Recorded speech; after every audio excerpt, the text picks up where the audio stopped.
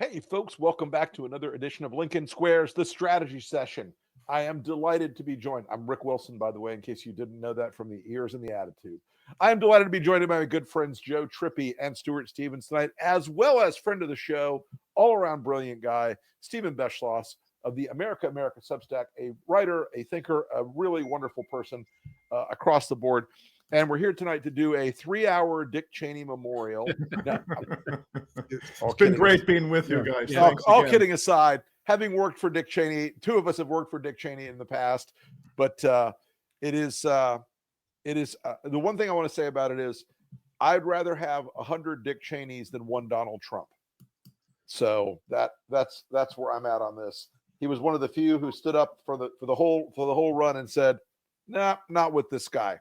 So anyway, but folks, we are about to have a big blue election night across this country. And I mean, if you trust any of the numbers that are out there, and we've been looking at them with a very gimlet eye because we try not to get ahead of our skis on this show. Guys, it's looking like we're going to have a pretty solid night. I'm going to start with you, brother Trippi. How are you feeling?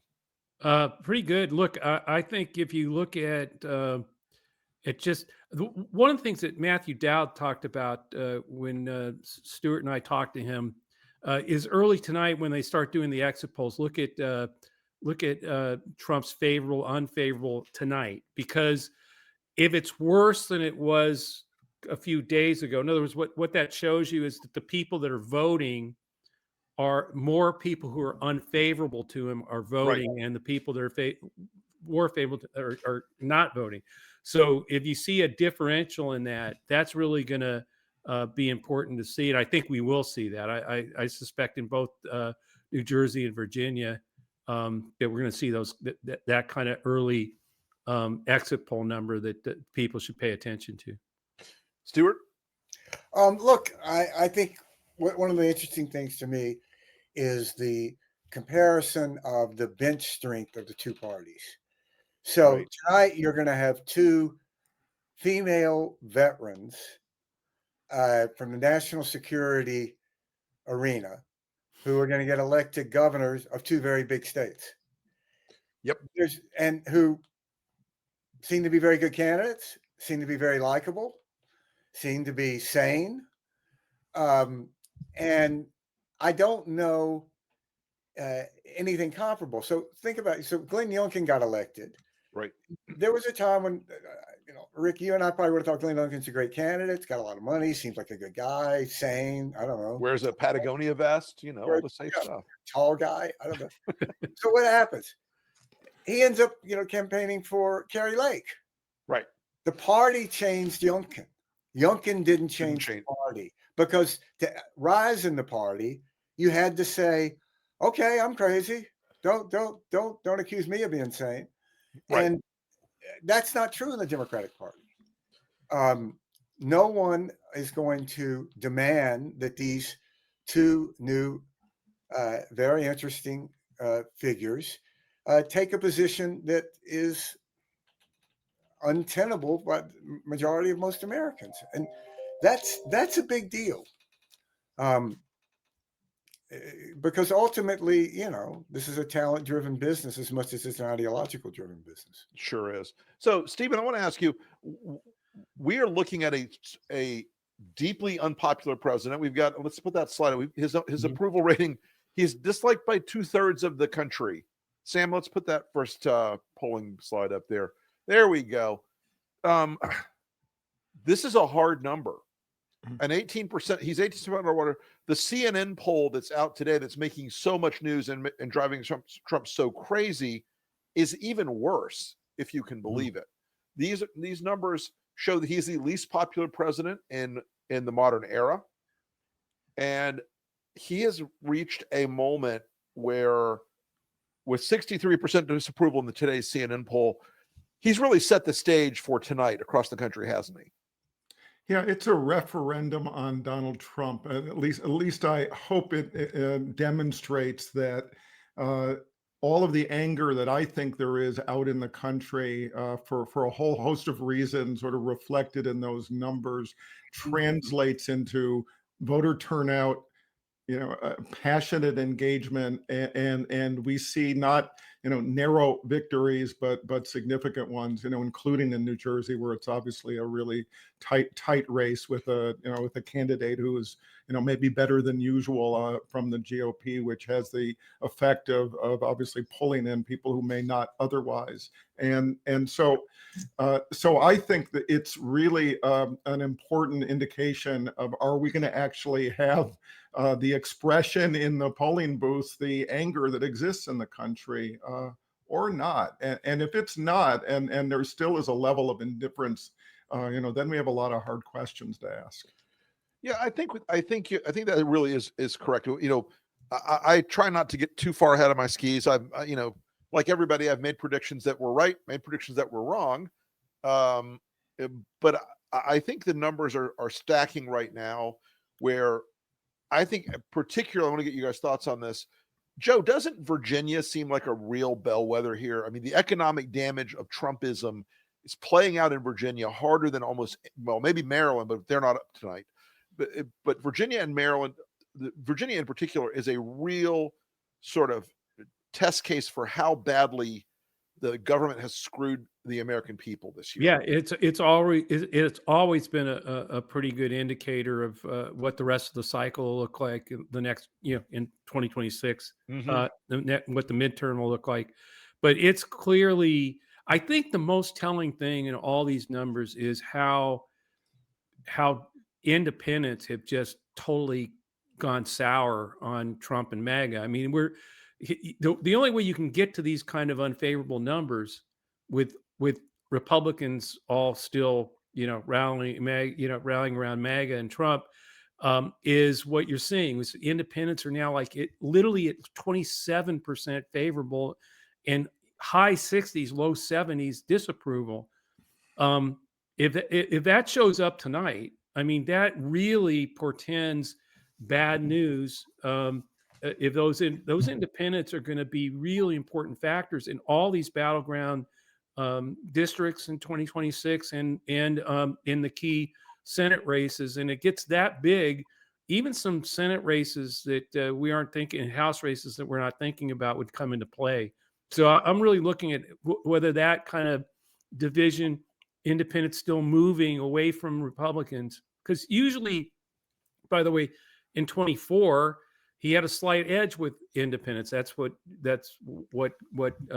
got Trump over. The swing is massive, and if that holds up tonight, I think you're right, Rick. That's going to really be a bellwether for the midterms in 2026. So, Stephen, let me ask you a question. Not that you can speak for the Democratic Party, but riddle me this. There seems to be this debate, and use Ezra Klein as sort of like a sort of embodiment of this sort of democratic conflict over whether or not, like on the shutdown, they should be talking about just healthcare or talking about, well, the fact that the country's going to hell and otherwise. And there seems to be this need to pick one or the other, which is so weird. I mean, to those of us who work in campaigns, it's like, no, you don't. This isn't the Olympics. You don't have to do a mandatory here. You don't have to do a triple axel. You can do whatever you want. It's just something about that seems, because how do you ignore what's happening in the country? And the economics are reflective of that.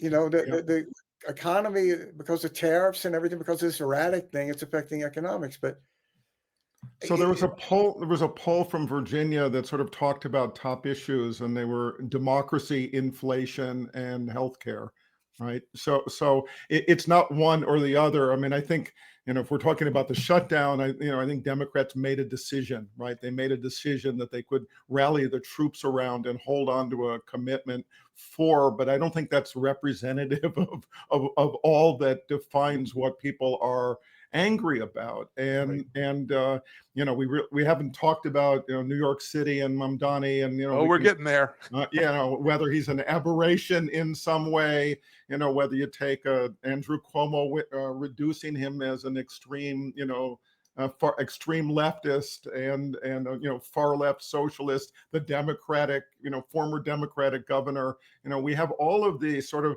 swirling around. You even have Abigail Spanberger, saying like we shouldn't be talking about socialism and socialists, right? That should be sort of off the table, because there's a range in terms of somebody who is a self-defined democratic socialist on the one hand, and a population that's obviously far more moderate in a Virginia and a New Jersey, and two moderate candidates that speak to that. But my simple thing is that whatever else you want to say, Mamdani like laser focused on the issue of affordability. And that cuts across so many of these issues, right? It cuts across not only sort of what is bothering people in their lives, it's also, targeting in a meaningful way the failure of the Trump regime. And this graphic is to the point. I mean, the voter turnout is 5 times what it was in 2021. 55%, according to the early votes, or 55 and under. So there is a level of passion, and we can talk about the candidate, but I think it's also, to your point, it's an issue thing, that people feel heard. People feel like he's tapping into what's on their minds. Hey, if we could just put, Sam, can you put that graphic back up? Because there's something about this that is obvious but needs worth saying. So, as someone who's living in New York at the time, voting there, we forget that 9/11 was election day. Yes, it was. And, it was, I've always thought the only way Bloomberg was going to not lose is if they didn't have an election. So, I've always wondered why there weren't conspiracy theories, like how come Bloomberg hired these guys, to cancel the election. There actually were a few years later, some people in that like weird loose change 9/11 conspiracy thing, like, why was he elected? Because Israel wanted to, the whole crazy. Go ahead, Joe. Hang on one second. Stuart, I don't know if you're the one that came up with this conspiracy theory, but I loved it. It was how did Mamdani cut this deal with Trump to get Trump to endorse Cuomo like this? Those numbers are from the first election after 9/11. When people were running to the polls, they didn't know what else to do. So the fact that these numbers now are somewhat matching that, it looks like, that's pretty extreme. Yeah, it is. So I want to say this. I think Stephen made a really good point a minute ago, which is the Democrats are not requiring their candidates this year to all fit into one box, because Zoran Mamdani is a very different candidate than Abby Spanberger. But New York is different than Virginia. And this is something I think the Democrats can take a lot of value from. This is a recapitulation of what Pelosi did in 2018. When they took the House, those 41 candidates were not all cookie cutter progressives right out of the central casting. They were all right for their districts. They had the right sort of flavor for their districts. And I think they can take a lot of lessons from this night tonight, that picking candidates who are right in the districts is job one. If your candidate doesn't fit the state, you're not going to go and elect a guy in Tennessee, a Democrat in Tennessee or North Carolina or Florida, who is Zoran Mamdani. But you're not going to elect a guy who is Andy Beshear in New York City.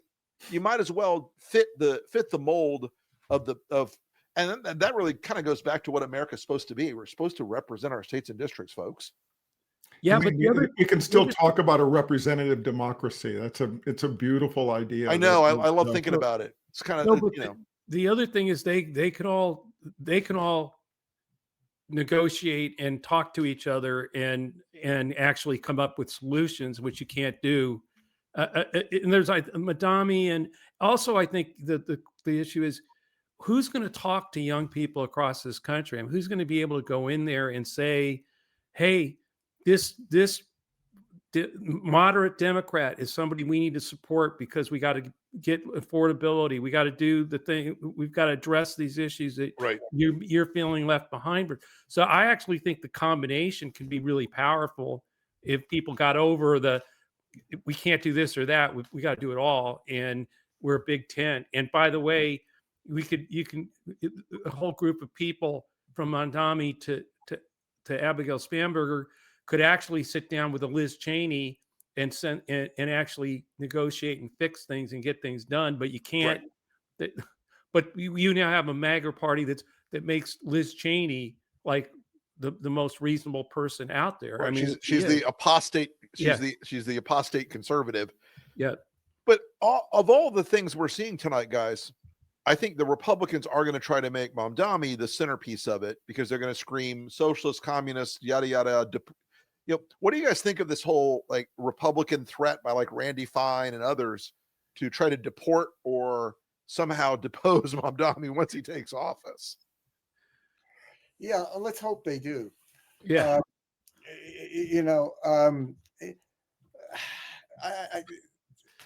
It's sort of like one of these things, moments to me, you say, okay, I get why you're doing this, good luck. I just don't think that you're going to be able to define, it never happened before, a party in an election by who got elected mayor of a city. I mean, it's just a weird, it's just too far. And, the thing that strikes me about Mamdani, and I was, ended up kind of hanging out with him at NBC the night after he won. Now, candidates are usually their best the night after they won an upset, so I mean, oh yeah, it's not exactly like a fair test. Like he Kind was of in a good mood. yeah. Yeah, what a shock, he seemed like really appealing. But I think this is a guy who, unlike Bernie Sanders, wants to be liked. And I think that is going to affect his governing style. I think if he does something that is proving to be unpopular, he's not going to be like Bernie and go like, eat your spinach, do it more. I think he'll change. And he's probably going to do stuff that people like. Look, I think he is shown as an extraordinarily talented candidate. I mean, we can all agree he's the superstar candidate of the cycle, right, guys? Yeah, I mean, absolutely. 100%. He's generational talent. He right. That's exactly the phrase, Stephen. He has shown he's agile. He's fighting the fight where the fight is. He is fighting the fight on social media and earned media. The era of the big TV outlet. When I worked for Giuliani in '97, we were dumping tens of millions of dollars into broadcast television, which today is like people would look at you like, "Are you insane?" No, the Democratic Party still is. I mean, you know what, Joe? We got to do a separate podcast on that because, folks, the Democratic Party has decided they're going to go back to using broadcast television as their main vector for communication. In related news, I'd like to introduce you to the Wilson Buggy Whip Company. No, but that's can we focus on this issue of Mamdani wanting to be liked? I mean, I think there's somebody who seems to genuinely care about people, who seems to actually listen to people. And, usually when a candidate says something like, I'm going to be the mayor for all New Yorkers, even the ones that didn't vote for me, that sounds like an empty platitude and you don't really believe it, especially in these times that we're living, given what goes on in the White House. On the other hand, I think he actually means it. And I hope I'm right, because that's the kind of thing where he will be listening and he will be trying to figure out how he can actually govern in a way that serves the interests of, as he promises, working people. And it's that kind of, I think that kind of optimism or promise, hopefulness, that whatever people's issues are, and people have a lot of issues with him, they're drawn to that promise. I will say that I've done New York mayor's races, and I've worked in city government for the mayor as a senior advisor to the mayor. And I said this a lot. I think that I'm very hopeful that Mamdani realizes that the job of being mayor of New York, there is no department of the means of production, but you do have to be out there every single day. You got to be in all 5 boroughs. You got to go do the work. You've got to be there when there's a water main break. You've got to be there when there's a building collapse. You got to be there when a firefighter gets injured on the job. You got to be there when a roof caves in a school. A lot of being the mayor of New York is a very hard job of showing up and being present in the lives of the people of New York. And it is not an easy job. It is a hard job. And, you get some mayors who are high touch and some mayors who are more technocratic. I think he's a high touch guy, not a technocrat. And I think that will probably serve him well, given the personality he's shown so far in the race. No, he's been everywhere and on every platform. And that's the lesson that Democrats across the country and candidates should take from his campaign, is how he's everywhere. And by the way, Stephen, I think what you're talking about, you hope he actually means it. I think it comes through. I mean, I think there's an authenticity about him that comes through that tells you, yeah, he does. And I think tells a lot of people he does. And I think there's a lot to learn from him for the rest of the party. It doesn't mean that they agree on every issue, but there's a lot to learn from his campaign. He really has been the standout candidate, I think, of this cycle. I think so. I think it's another little interesting thing is that, to me, there's a lot of echoes of the 92 Democratic primary here for president, where a bunch of serious candidates decided not to run because George Bush was sitting at 80% popularity. And so it left it to this obscure governor from Arkansas and Paul Tsongas, who was dying of cancer. So, I think a lot of people thought that Andrew Cuomo was going to be really strong, and they didn't get in. And all credit due to this guy that said, like, I don't care. Fuck it, I'm going to run. And I think he got in not expecting to win, which is a very good place to be, because you're not running from fear. He wasn't protecting a lead.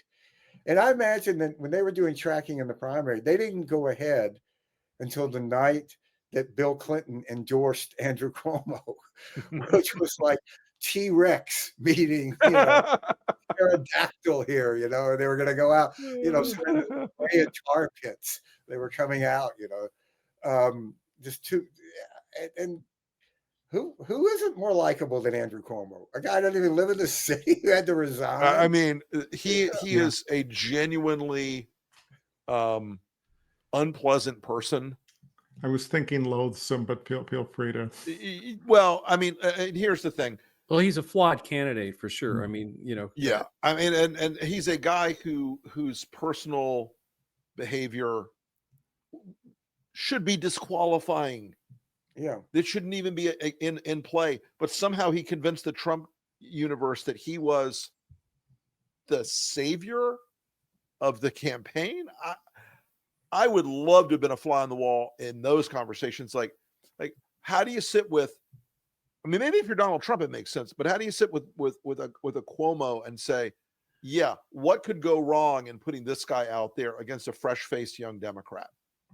I mean, it's such in a way, tailor-made opportunity for Mamdani. There's a reason why he's, so dominant. And it's partly because Andrew Cuomo represents everything that people who are exhausted by the kind of, the personal flaws, right? The sexual harassment, all of that kind of, privilege, along with the sort of corporate candidate who doesn't seem to really care about people and who's already, made noises that, said directly, if he loses, he's leaving for Florida. I mean, that just tells you what level of care he actually possesses for the whole thing. Well, so he's in a way, he's set up Mamdani as such a vivid contrast that, it's kind of hard to deny. That points to this tonight. I think the overarching message of tonight is it's a change election, and Mamdani is change in New York. I think Spanberger obviously in Virginia, and the reason New Jersey's closer, if it is closer, is because she's riding the change on Trump, and and you have a Democratic governor, and a lot of people are unhappy about the economy there, and so there's the Right. change equation is a little bit murkier, Inverted there. inverted than it would be in Virginia, where you have Northrop, the Republican governor sitting there. So I'm just saying that I think it's going to be, what we're going to see is a change election. I think Mamdani, you're right, Stephen. It just plays right into Cuomo and Mamdani. That's change. He's changed. And I think in the other two races that we're going to see the same thing. And I think even Mikey Sherrill in New Jersey will win, not quite by the same margin as is in Virginia, but because she's actually on some of the other side of the change equation with some people in the state who think we need to get off, don't want to give a Democrat another shot there. But I think she'll break that down. I mean, I work for Chris Christie. He got elected governor of New Jersey. I mean, it's not, twice. And he was the only Republican elected who was not pro-choice. He came from this very different, really true kind of more working class kind of candidate.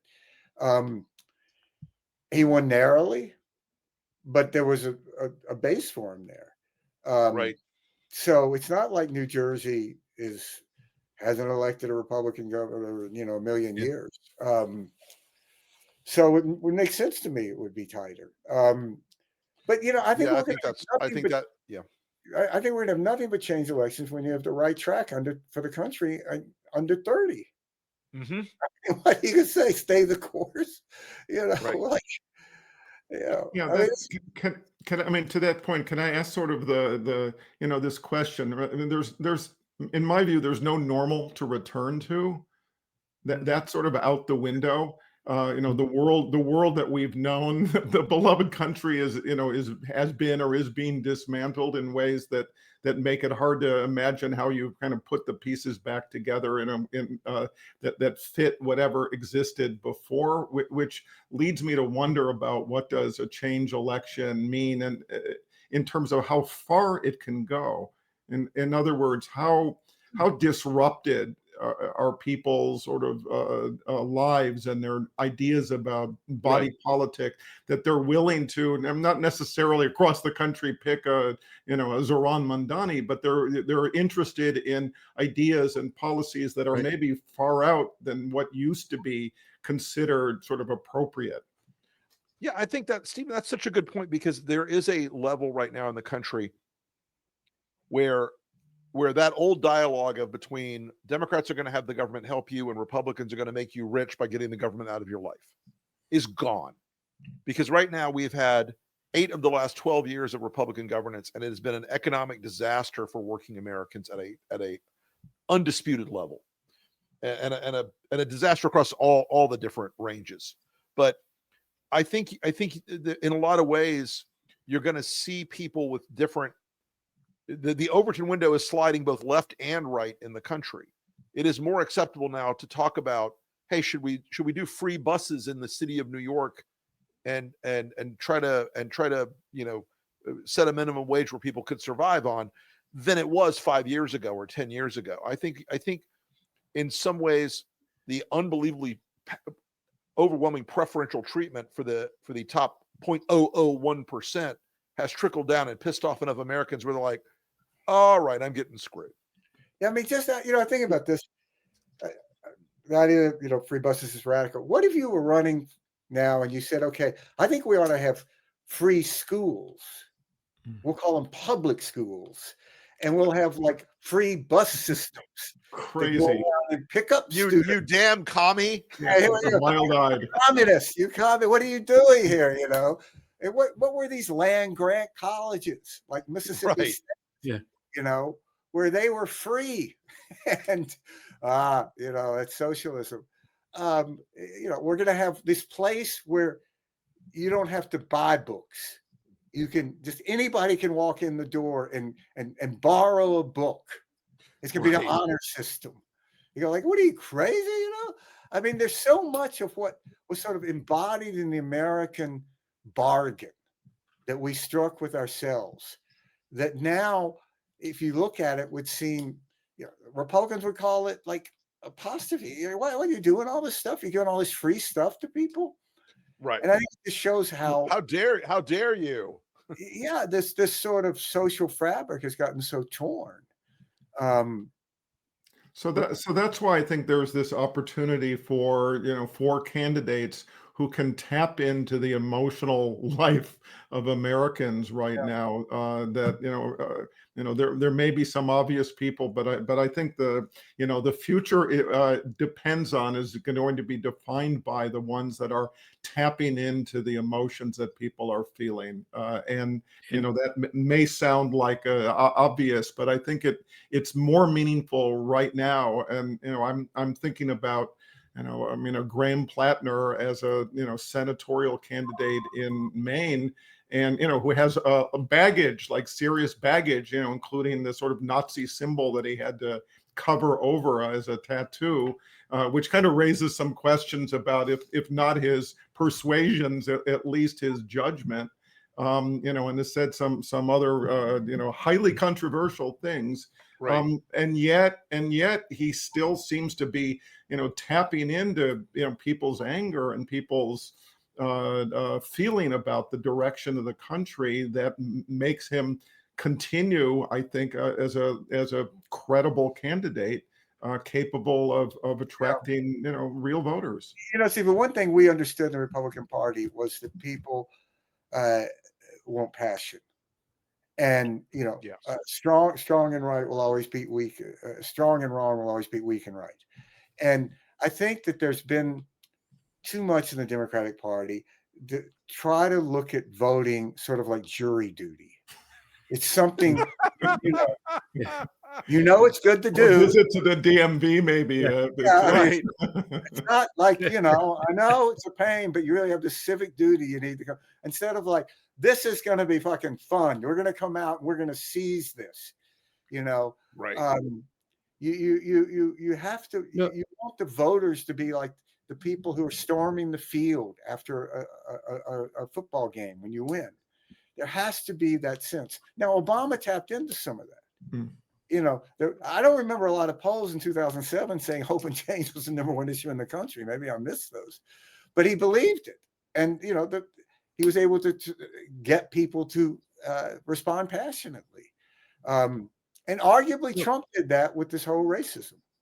I mean, Trump's voters are passionate. You're seeing that at No Kings rallies, though, that same sort of humor and joy, energy, and energy that I think is really important for candidates to project out there. And I think Mamdani is, in a lot of ways, doing that. So, guys, I want to get to the next subject that is going to, and if people have not noticed yet, Donald Trump has been so off the wall today.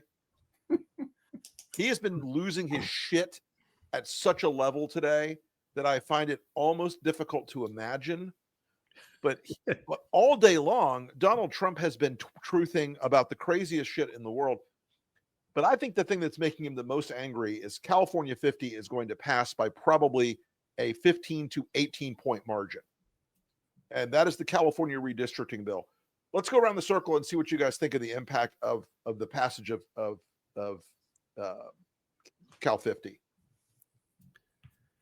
That keeps the House in the game. I mean, they're going to do what they're going to do in Texas, and they're going to do it in other states. But those districts, and the fact that people get it, I mean, there's a lot of money spent, in arguments about this, but people in California get that this is about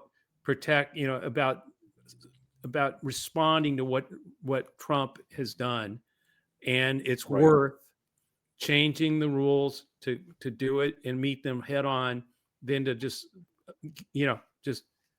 sit there and give up and let them run do all this redistricting. The court's going to give them more likely to give them even more districts. So no, I think the significance of that margin, though, is that people got that they weren't hoodwinked into the whole argument that you can't undo redistricting just to meet what the Republicans were, two wrongs don't make a right, all that garbage. No, we got to meet it, and they did. I think that's Yep. what we'll see tonight. Yeah, I think that's right. I think that, you know, for a lot of people, their eyes glaze over when they hear words like map redistricting.